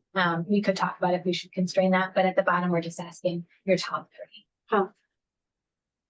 Top 3 of everything, that's it, only 3 choices. And I But you could suppose, pick everything in like new housing and forget about open space, new You could. commercial development. Yeah. Do we want to do that? Like, You may not want them to do that, but someone may choose housing over everything else. right, but I mean, that's what I was saying, it's like people don't really have majority of the residents don't have a big vision as far as like how everything is interconnected and stuff like that. Well, we've educated them, but just remember that, you know, there are varying opinions on. Yeah. Brookline. There are folks that would rather see no growth and just acquire more green space. Right? There are folks that want to have more housing, and it's okay if we have less availability of parks or more traffic. So we can't direct the outcome that we're looking for. Right. No, but I would also think that we do want to get their opinion in each of these categories, and if they just go to one category, exempt the other ones, I think we're losing information also. No, We'll have all of the responses, but we'll also have the top 3. Right, so this way, like, Yeah. we can. I mean, like open space, we know open space, it's gonna be there to some degree. How are these people favoring their position on open space? Is it, you know, they want more trees, they want less trees, but they may want to convert the golf course to housing. Yeah. Right, I mean, No, I know. just realize that that could be the case. Al, So I want to make sure I understand what's being proposed. I'm not suggesting that as a. the The select board member just, Yeah, full of words. Yeah. Unavoidable. I want to make sure I understand what's being proposed and if I. Guys, Al's, just let's, I'll make a start. Hey, then I have a thought. Are we saying, as I think I was hearing people debate, that on this page, or in this, the part of the workshop represented by this page, we're asking folks to check as many bullets as they want in each one of these buckets, but then pick a top 3 across all of them. That's how it's framed right. That's how this approach is framed right now. We Yeah. certainly have it, but Yeah. yes, that's So I think I mostly agree with Paul that, you know, on the one hand, I mean, I see Richard's point, but you're asking, I mean, you're giving folks the opportunity to go as heavy as they want within each of these buckets. And folks that, you know, want to check 6 open space things and no housing things or, you know, whatever, you know, can do so. You know, and I tote that up. Asking people to, when you're all done doing that, okay, you know, what's your top 3 things? I'm inclined to think that's okay. Maybe 5 rather than 3. So that, you know, so that if somebody, you know, to Rich's point, I mean, if you know, if somebody wants to fill this out in a way that emphasizes housing, or they want to fill this out in a way that emphasizes open space or a way that emphasizes commercial development, if they really want to emphasize that, you don't necessarily want to force them to, if they can only pick 3 things overall, to kind of go all in one. So I think the framework is kind of good actually, but I think the simple expedient of saying, pick your top 5 rather than your top 3. What is your objective, like, of picking the 3 across? Give me more So just information. explain what you're trying to get at. Maybe that'll help. Yeah, I think it usually does force people to kind of make decisions, you know, and we could constrain them within the buckets and say you can pick 2 from each or something like that, or 3 from each. We could just do the constraining there. But the purpose was to let them see see the whole world of options that resonate with people across Brookline in the future, and then have them kind of float up their top lists. Well, I mean, the idea of picking, I mean, if you said pick 3, only 3 from each of the buckets, and then pick your 3 overall, right? Because I mean, I can see people checking all the boxes here. Right? I think if we have too many choices, if they can choose 3 in each of these, it just starts Too to much. become. Kind of even Yeah. handed. Yeah.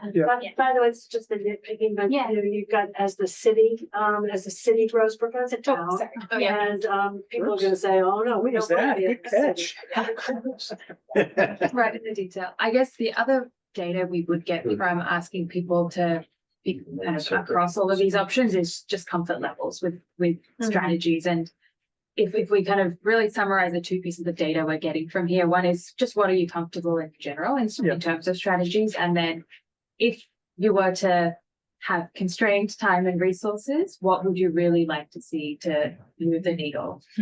So I think just to help orient, you know, the back end of what we're going to get from it. I do, you know, Richard had mentioned kind of an intelligence online survey when you get to that point. That does afford you the opportunity to say, if you do pick more housing, what are you going to have less of? Or what are you going to, you know, what are the choices that you have to make? And what choice would you like to make based on that? Yeah. I think. Yeah, that's where I was going. I like this specific strategies, but I don't want to lose the more comprehensive, right? And so is it possible to do both, where they choose strategies, but then you say to someone, if your priority is housing, here's an example of what X amount of housing will look like. What do you like or dislike about that? And so, or if your priority is climate change, you know, you put these together. I'm sorry, I missed the July meeting, but so that they have a chance to do both both say kind of on a strategic level what their preferences are, but also to look at what a bigger picture will look like and share, you know, what I don't like about this is I don't want a 12-story building in Coolidge Corner. And so that will give us information, I think, to say people want housing, but they want it more limited than they thought they wanted, or they want more green space. Because I think that's what will help us is to know to know their preferences on specific strategies, but also know what their choices are when they look at the full set of the impacts of their priority. And that might be also a way of seconding what Marissa was saying, that piece about growth and the kind of heart and heartburn of that might do better at the end, and we could. David, I have a thought about a way that we might implement what Susan has just said, because I do agree with her that I think that I'm feeling really lost in the detail and overwhelmed, frankly. And look at, you've been on it for 15 minutes. so I'm very concerned about how this is going to actually land. Yeah. With people in the form that it is now. And the thought that I have goes back in some ways to the period of time when we were looking at predictions that our consultants provided about what would happen if no changes were made between now and 15 years from now. But what would Brookline look like then if we do nothing differently from the way we do it now? And it seems to me that if we did a much more extensive explanation of that scenario and said to people, this is what it will look like if nothing is done differently, then I think we can ask the question at a high level, what would you like to see as a different result? More housing, less housing, more this, less that. And I think if people were provided with that sort of starting, because all of this has been hard to evaluate in the abstract. Right. I'm in favor of all of it in the abstract. Give me it all. Yeah. So I just think that I would invite you all to consider whether there's a way that we could do a lot more with that, with the projections that you come up with, to make it easier for people to then say, I prefer less of this and more of that. Yeah. I think that would get me and get down to a place where I could say a lot more about what I was hoping might be different. And there's, I think what I'm hearing, and I think what I'm feeling that I think that Joyce, we need to simplify. There's just way too much here. Yeah. Of what we're trying to communicate. It's just really, I know that we want to show all that we've done and all the thinking behind it. But I think that thinking and that work is really to boil it down for choices and trade-offs, so that the public can give us the feedback so that we can help figure out the direction forward. There is a lot here. It's very, very cool. Next. So, well, I was saying Linda had her hands for a long time. Yeah, so is Marissa.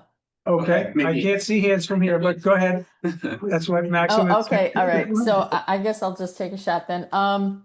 So I'm noticing in the open space panel, there is no new open space option, period. You've got expanded recreation, but not new open space. Maybe, I mean, I feel like actually what's included and what's not is actually very leading to getting the answers that we think we want already. And by way of illustration, I think what we're missing is the no growth option. People need to have an option to be able to say, no, I don't want that, right? I mean, if we want to understand people's embracing of change, they have to be able to say, well, I don't want change in this area or in this manner or these things. I don't want that. And I just want to remind people that, for instance, with the housing production plan, the most common answer to the survey that was given to as many people as people could take it was retain existing housing stock. That was the biggest answer, okay? And we're missing that completely here. Then over the weekend, didn't Brookline get named the best place to live in the world or the US or whatever it was. I mean, these things are ridiculous, but how did they describe Brookline? A city. Quaint. They said it was quaint. Okay. Now we probably hate that word, right? But what is it referring to? What do I hear people, tourists on the T every time I ride it? Oh, look at that. They're pointing at cool. Look at those cute little shops. Look at these beautiful homes. That's what I hear that people like about Brookline. We're not asking them about what they like, what they want to keep. We're asking them, what do you want to change? Okay. And so, Your point's taken, Linda. Thank you. thank you. So Linda makes a really valid point. Instead of calling it new housing, why don't we just call it housing? Right? So in Brookline, what does housing look like in the future? And then I think there is retain existing or something. There is a no growth. Commercial development doesn't have to necessarily say new commercial development, but again, I think Commercial activity. it leads the witness a little bit by saying new housing, we'll just call it housing. Yes. And one other suggestion is perhaps the box should include fill in the blank. Did Marissa have a comment too? And then you- But Marissa, go ahead, sorry. I'm sorry, I have a number of comments based on the discussion that has gone on. Hit I'd us. say about the no growth, I don't think there is a no growth option. My understanding of state housing requirements is that we're required to provide a plan for new housing, otherwise we lose state funding, so I guess. We already did that. Yeah, I know, but again, I don't think there's a no growth option that is feasible. I think there's like probably a low growth option. I wonder if, like all of this, I'm sensitive to, I think some of the feedback that we got on the original survey done last year was that it was really long, or at least that's at least what my sister told me when she took it. And so with an eye towards reducing the amount of work that kind of appears at the end, I wonder if like some of these questions can be seated at the other stations, so that you're kind of going through it as you, to a certain extent, like you can change your mind at the end, but that you don't feel like it's a lot of work at the very end, like you're taking a test. So that would kind of make people more willing to fill it out at the end.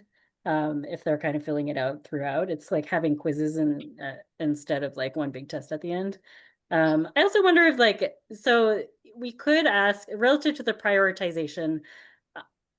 I do agree with the feedback about it doesn't quite get at the trade-offs, but I also wonder if instead of listing your top 3 priorities, what if you had like 5 coins to spend and you could put them in whichever options you wanted to? So you could put like 3 in accessory dwelling units if you wanted to, or like all 5, like you only care about ADUs for some reason, and you don't care about anything else, but it would give you the opportunity to weight your priorities in a way that you can't by just listing them. I guess you could just say like housing, or like open space, but maybe like kind of like spending your coins would be easier.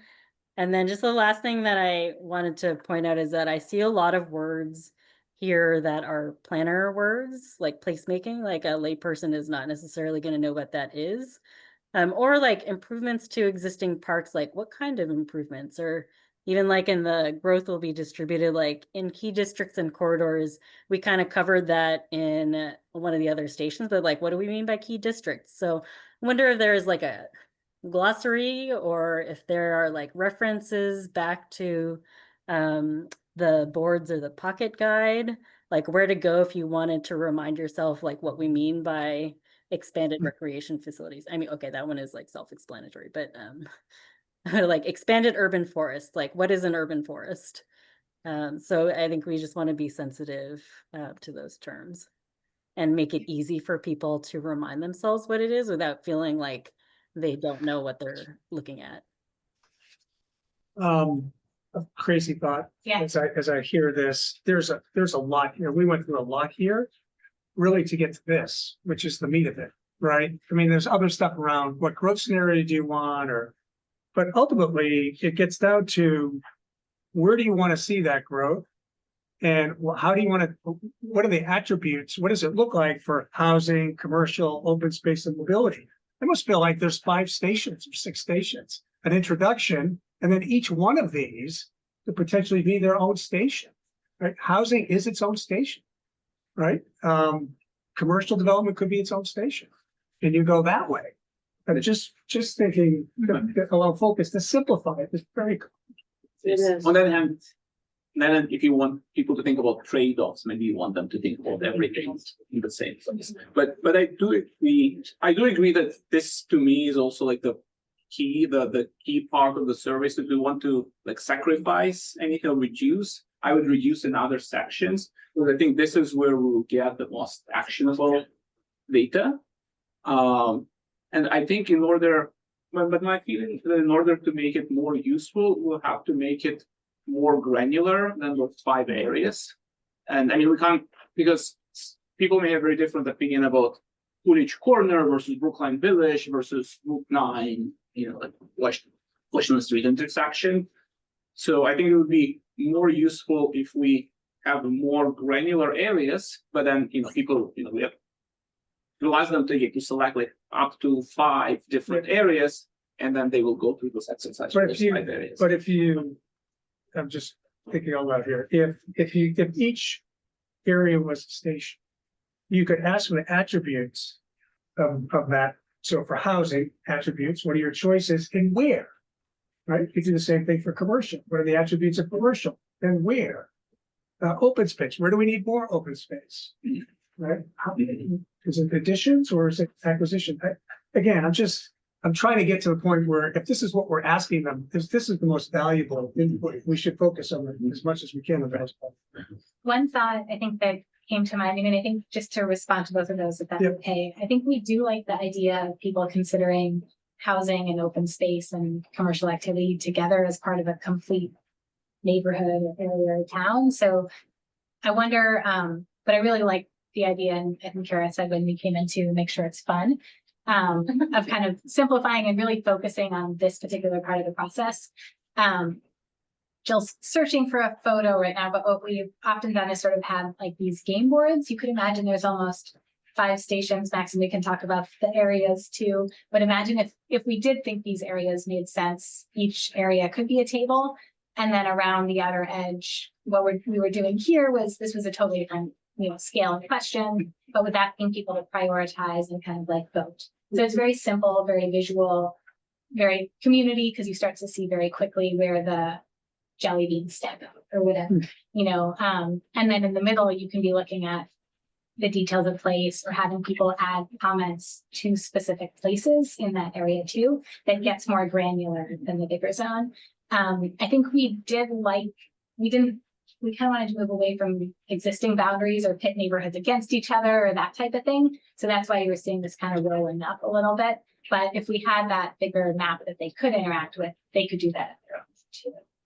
So I wonder what the reaction is. You could imagine in this case, there's the 4 topics around the edge, and then maybe, we've got the wild cards for additional ideas. You're in deep trouble if that thing spills at the end of the night. Usually Super clear, yeah, exactly. It's never happened. It's never happened. Okay. And also, it could potentially be slightly different between the in-person activity and the survey. Yeah, 100%. Yeah. That's good. Yeah, Jelly beans go in the meeting of I like that. I like the visual aspect of it, and it simplifies things. Yeah.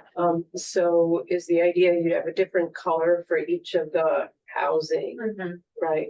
And so that's in addition to this page, right? So that's kind of how are you putting it together? That's right. I think I was imagining, but this is all for discussion, that this page actually becomes that game board. So they wouldn't have to fill this out because they'd be putting their check marks in those cups. Some people. By area. Some people relate better to something like this than they do. Yeah, I would do both. Yeah. Because I think, I don't know that you can get this level of detail in the cups. And I think it's important for us. But then people end up voting, being, oh, there's more jelly beans in there. No, but I want to know if people are interested in 6-story buildings in their neighborhood or 12-story buildings. I don't think we're trying to create a plan that angers everybody. We're trying to get a sense of what people are willing to live with and what they want. Yeah. So I want to know the answers to these questions. Yeah. I definitely agree. I think we want to figure out if there's space for that to carry over and. Drawing on Paul's earlier comments, I'm wondering if we could break it down by like neighborhood typology, like saying like, oh, here's something that maybe off of a main corridor, or what would you like to see? And just kind of differentiate there instead of exact locations. The 4 buckets that we're looking at on the sheet are we missing anything? I mean, I know it's an obvious one, like schools, obviously, but it's not mentioned anywhere. Yeah. Services. Yeah, services. Would that be fall under services? You know, We had a I don't know. services category. Yeah, we have It that seems with to have the disappeared. capacity piece. Yeah, we can figure out what that is. I mean, people will probably taken the survey if their parents are like, and you've got nothing about schools on this whole thing. I mean, Yeah. That's why we moved here, you know? But I'm not sure if there's a 5th bucket, of things No, that it's a good we're- idea. Karen has raised her hand. She gets a priority response. I want to let's go back for a second to David's idea, because I think there's going to be some people that do this well and they're going to feel comfortable. Oh, there's a checklist and I've got 5 beans. You know, maybe there's the beans, there's the checklist. Yeah. You do either or both, whatever. But also, I think having that, if you don't take action, here's what's going to happen map, and then having people put Post-it notes, because they might be okay with 6 stories in some places and only small scale in some places. And I feel like then what David was talking about crystallizes the why we're doing the comp plan. Mm-hmm. We're doing the comp plan is you want Seesaw to teeter one way or the other from this map. Yeah. Just show it and let people write pros, notes, or only focus on one area where they'd like to have improvements to existing parts. Fine. But let people do it different ways. But I just wanted to second David's thought. I thought some people are going to only be able to enter it. Yeah. With that kind of reality. So they can I'll- interact. And I'll just support the idea that we should invite people to comment with focus on specific areas. I think it's patently obvious to anyone, whether you're a planner or not, but there's real big differences between the North Brookline and the South Brookline, and real big differences between the places where there's commercial development or residential development and so forth. So if people have a sense that you're asking them a question about a particular area, I think their experience of it, living in it, will give them the ability to then say, oh yeah, more of this here, but less of that here, you know, that kind of reaction to those areas. So I think the areas piece is quite important. And getting useful answers as opposed to general areas, and you wonder, did they mean South Brookline or did they mean North? I mean, we need to know what and where. I mean, that's really. 2 different worlds, you know? You know, transit in North Brookline is great. Transit in South Brookline is minimum. I can do a time check. We have about 10 minutes. Yeah. Do you have about 10 minutes that you need from us, or do you need 30 minutes? I wonder if we wanted to super quickly show this slide so you can see it and digest it too, but I think we've really got the meat of the conversation. So quickly you'll see another alternative. We've gone off on another path anyways. So if you want to share? Yeah, sure. So this idea would be, it's the same options in terms of what kinds of strategies people can choose among, but they're really framed as showing which of the 3 different future paths they're most aligned with. So someone looks at all 3 future paths, they say, you know, out of all of these, I really like healthy economy. Then that could be more of a guide for which kinds of strategies could help realize that future. And they could still deviate. They could still deviate. They wouldn't have to pick all the ones in the middle column, but they could say, I like this about complete neighborhoods, but this is about healthy economy. So to go back to the earlier part of the evening when people were saying that they were having some discomfort with the sort of specific scenarios. Just envision the possibility of this being housing down to mobility along the vertical axis and across the top 5 areas of Brookline. North Brookline, you know, Chestnut Hill, this sort of. And then invite people to provide comments about what they see needed or missing in those areas. Yeah. And they could sort of ignore three of them because they never go there and don't care. But that would be helpful to us because we'd know that they're really concerned about these two areas and so forth. So it's just a different way of trying to get to a reaction that I think would be within their reach. Yeah. I think, yeah, I agree with David. And I think, like, I think we all discussed, I think we don't want to attach to these specific, definitions of strategies. So I think really linking it to the areas, like either the format is the prior slide or the format we can play with, but I think the concept of linking the areas and the topics, but not linking it to those three. Right, but then asking questions that are very specific. Yeah. Right? Yep. 2 stories, 4 stories, 10 stories, 12 stories, something like that. Yeah. Development, housing on the corridors or in the. I think that you consider, but did you have your hand, you were putting your finger up? Were you just pointing at me or did you have a question? No, I have a question about the last thing you said. So I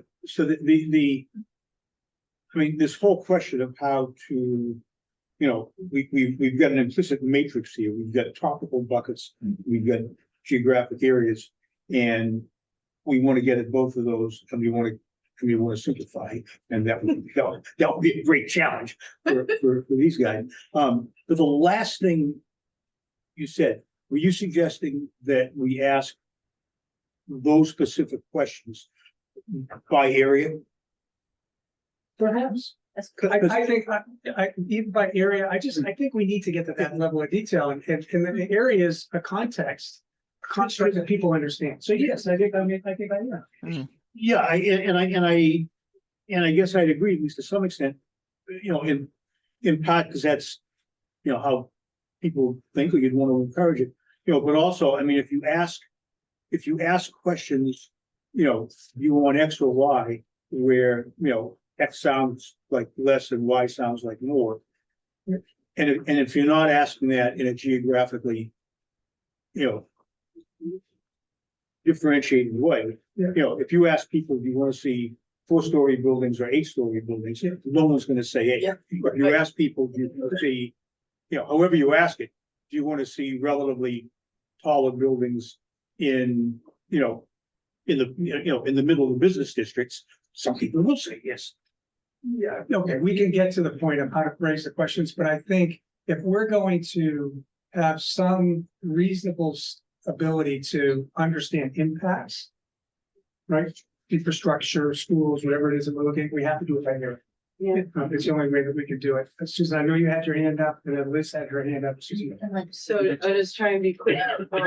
I don't want us to lose the trade-offs. Yeah. The scenarios, and so I don't know how to fit that in, but I'm wondering if and we don't want to ask them a million questions, so already like 5 times 40 feels like a lot. But I don't want to lose the scenario planning, because I think that would give us a lot of information, and I don't know how to do it, so. Okay, so Liz is gonna go and then Linda online. Yeah, this builds on that. It's so, the trade-offs are so much a part of the, the direction that I wonder if there is a way to do, like, there's all these trade-offs and people could just rank them. Like, these are trade-offs. What are the trade-offs that, you find are the most and the least valuable, and just rank them from like 1 to 5. And these may not be area specific. Yeah, because it's complicated, right? Because otherwise it gets so complicated, but it's a broad, brushstroke, and you'll get a lot of information, and then maybe there's then there was, the responsibility of the committee is to figure out area specific. So capturing trade-offs is really important. Linda Pelkey. Thank you. Yeah, so I want to triple down on David and Kara's point about talking about what we're dealing with now, what is happening. And Marissa also stated this in response to my sort of no change option, but it is talking about what's bad about what that's happening now. I think it's part of the challenges and opportunities education piece. It's, we're getting the tear downs, we're getting parcel by parcel negotiation, nothing's coordinated, you could write a whole thing about what's bad about what's happening right now with our land use, right? And that is the jumping off point and why we're doing the plan. But just one other very specific thing under the commercial, there's something in there that says build above existing businesses. And I think, I'm not an architect, but my understanding of it is that it's very, very rare that a single story building or even a multi-story building is built to withstand new building just being plopped on top. And so I don't want people, because everybody just thinks, oh, that's the perfect answer. We don't have to tear anything down. We don't have to lose any businesses. Well, that's not how it's going to happen, because those other buildings can't support that growth. And so To change how we describe that, that's infill development, but it's yeah, not. it has to be torn down, and people need to understand that if they're going to choose that option, that is what's going to happen. I'm gonna ask, is there any, Linda? Yes. And but before, is there anybody else that has a burning desire to speak before the end of the meeting? On this feedback? Okay. I don't know if it's burning, but, Well, you're already called on. oh yeah, I'm on. Thing is about this 2-story, 4-story, 8-story, to me, it's kind of meaningless. I mean, you have specific sites that will handle so much growth. We're very limited here in Brookline about, building those heights on some of these corridors. I mean, it's just, it's a gut reaction. People say, yes, of course, we've just heard it. Yes, I like 2 stories. Do we really want to know what kind of housing that is needed and wanted here? Is it for small families? Is it for people that are near colleges that may need a smaller space? So just housing as such to me seems so nebulous. So that's so you're getting at, I think type is very important, which. Yeah, I mean, because people can. Yeah, I mean, people can relate to go type, to but they- daycare centers Right. and give them the box Yeah. and ask them what would they like to see in Well, Brooklyn? as given our experience from Chestnut Hill West, height matters, Right? right? I mean, we've heard For that sure, loud and for clear. sure. So whether you're asking a specific number, I don't know, but somehow we have to get at some relative sense of a 16-story building at Chestnut Hill West, or sorry, at 20. Is that okay? Or should it be something? Maybe we already know that. In the. Do we have to, I mean, Well, are there people here in Brookline that want a 16-story building? I mean, yes. do we know that already? Yes, yes, there are. Yes. The developers do. Well, no, but also some folks want a 16-story building. Yeah. So, again, I don't necessarily know if we've been advocating for a specific number, but to know where height is less of an issue in this area versus another, like that would be helpful. Yeah, and I, that's what I was Okay. trying to say before. I think that's an important distinction. We do want to know if people, I hope they do, but we want to know if people do or don't agree that height that would be, out of the question in one setting is reasonable to think about in a different setting. I think that's a really important thing to get at. I think if you say, do you prefer a 4-story building, a 6-story building, or a 12-story building? We know how that's going to turn out, partly because everybody votes against height, but partly because people just naturally associate, being asked about a tall building with being asked about it next door to them. And so I think the way you phrased it a second ago would be, would really get at something that I think we need to explore how to. Okay, All right, what else do you have for us, Bree? that's really it. We made it through the presentation. Did we help you tonight? I feel like we can boil this down, Yeah. I guess, boil it down, but I do feel like there's about kind of 3 key things that are really clear coming out of today that actually line up a lot with what we've looked at. Tying to the areas is really important, and kind of having this conversation at a more nuanced geographic level. I think also we heard this idea that we should kind of rethink the sequencing of some things and also maybe integrate some of the activities sooner. So we'll think about that pacing and how we really can interact the whole way through. I And think, also this idea that, we need foundational for the community to understand that this is the trajectory that we're on. yes, And if nothing changes, this is what it's gonna look like. This is within, what you want. yeah, within that kind of introductory section, we need to set up that Baseline. kind of baseline current path. And then Not I think- baseline today, baseline 15 years from now. Right, the current path scenario and get people's feedback on that too, not just share it, but feedback on it. So I think that's a really good insight. Those are the three that land up. There's a lot more in Anshul's notes, so we'll go through that. But I think one piece that's still, this tension with the scenarios and the trade-offs. One of the reasons the scenarios existed was to let us try the trade-offs, and kind of and so they help us with that a little bit, but I know there's also discomfort with them as a framing mechanism. And so I think that's something that is not perfectly worked out yet in my mind, which comes back to the hardest thing we're doing, which is figuring out how to communicate trade-offs, but in a simple way that's not overwhelming. So yeah, that is the work that we still need to do, I think. Does that So we're help? gonna do this again before we do engagement with the community, or what's the next step? We haven't figured out the exact timing of those pieces and how that's gonna work, so I think. But we need to hear back from you on what you heard from us and say, based on all the feedback, this is Yep. how we're gonna suggest we go forward. This will not be the last time you see these Yeah. materials. Okay. And we hope our co-chairs will also help us figure that out. Okay, so- When do we start, when do we need to start the engagement? Because It depends. We're pushing for a mid-October. That may be pushed back to a late October. We don't want to conflict with town meeting. So we will have to strategize, perhaps re-strategize. Hopefully it's gonna be short. I think it's only like 15 warrant articles. We need to Low enough. get this more jammed together Yeah. before Yeah. we can even. Yeah. We put any dates on the calendar. Okay. Yeah, but that also Can I- just can I means just that ask, we have like, quality give us seat. enough lead We're time? gonna talk to each other. Hold on one second. If we're gonna do meetings in the months, we really need lead time to plan those, and so, like a month in advance. Oh, yeah. To get on people's schedules. And one final, sorry, go for it. I wanted Maxim to get just one thought out and then we're gonna. Yeah, I was just going to say, I think we'll leave it to later as holiday season and so on, so Yeah. we don't want. Yeah. Try to do that. Jay. Yes, so while agency has been working on developing new materials, I've been working on engagement strategy. So I won't take up any more time now, but expect to hear more about that and ways for you to get involved in the coming week or so. Thanks, Jay. Well done. Thanks, Thank you. everyone. Thank you. Thank you. So much. Thanks, everybody. Bye. Thanks, everyone online. Thanks, Lynn. Richard, I have a question for you. Make sure everyone takes some blueberry muffins. Yeah. There's a Thank brown you so bag much, there Victor. also, so. Where's the blueberry muffin? Right on the table behind you.